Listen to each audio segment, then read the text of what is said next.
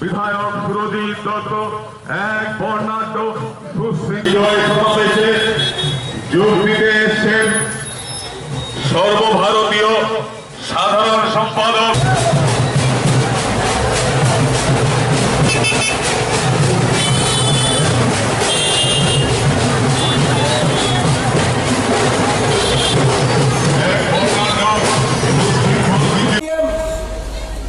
বিভিন্ন আঞ্চলিক দল ছেড়ে ছেড়ে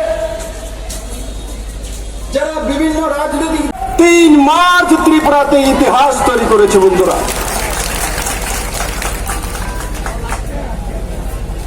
লোকসভা নির্বাচনের আগে উদয়পুরে আদরণীয় প্রধানমন্ত্রী নরেন্দ্র মোদী যখন এসেছিলেন তখন আমরা সবাই সাক্ষী ছিলাম।